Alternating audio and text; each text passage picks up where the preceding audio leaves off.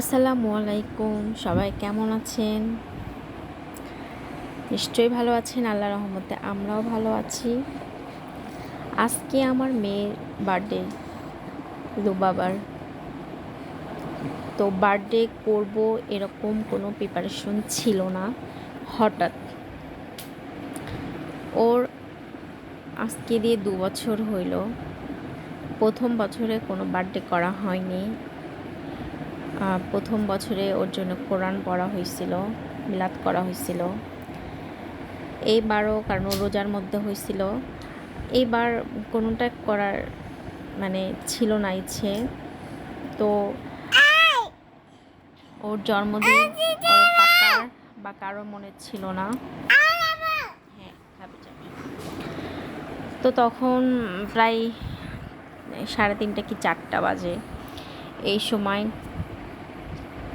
ওর ওর ফুবুকে মাম্মাম বলে ডাকে।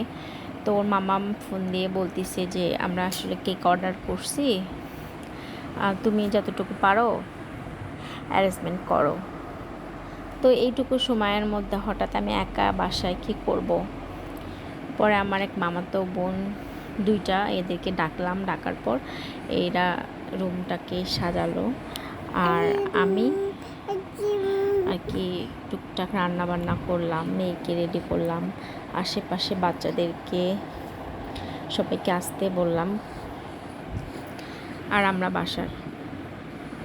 তারপর দেখুন কেকটা আমাদের ঘোড়াঘাটে থেকে অর্ডার করা হয়েছে। এই কেকটা ঘোড়াঘাট থেকে অর্ডার করা হয়েছে, আমাদের এখান থেকেই। তো এর কেক আমরা এর আগেই অনেকবার খাইছি, অনেক টেস্টি হয়। এর ফেসবুক আইডির নাম ইচ্ছে নদী। এর একটা পেজ আছে, আমার ঠিক মনে নাই। আর কেকটা অনেক মজা হয়েছিল। দেখতেও যেমন সুন্দর হয়েছে, খেতেও তেমন সুন্দর। এরপর দেখুন ছোট ছোট বাচ্চাদেরকে নিয়ে কেক কাটবো। ঠিক এই মুহূর্তে আমার মেয়ে এটা দেখে ভয় পেয়ে গেছে। ও কেক কাটবে না, হাত ছেড়ে দিছে। এ দেখুন কীভাবে ভয় পায়।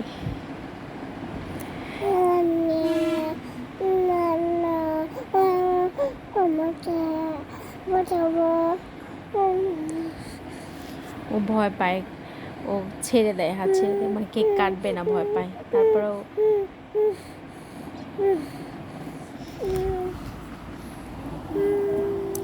আর জন্মদিন সেটা কারোই হোক, লুবাবারই হোক, বরেনার হোক, অরিসার হোক, কারোই হোক, বা এমনিতেও কেক কাটা হোক, সব জন্মদিনটা হচ্ছে রায়ানের।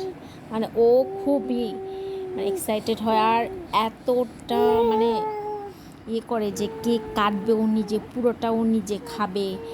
ওর অন্যরকম একটা ভাবসাব থাকে। আর এত খাবে, তাও ওর কেক খাওয়াই হবে না, কেক কাটাই হবে না। হ্যাঁ, ওর আবার খুব কেক পছন্দ।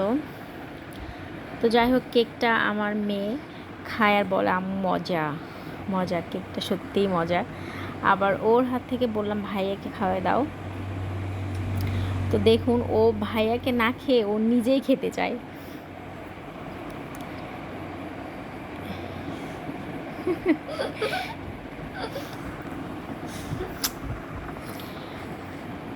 এই দেখুন, ভাইয়াকে না খাইয়ে ও নিজেই খেতে চায়। আবার এই পাশে বলি যে বাবুকে খাওয়াই দাও, যে না, ও নিজেই খেতে চায়।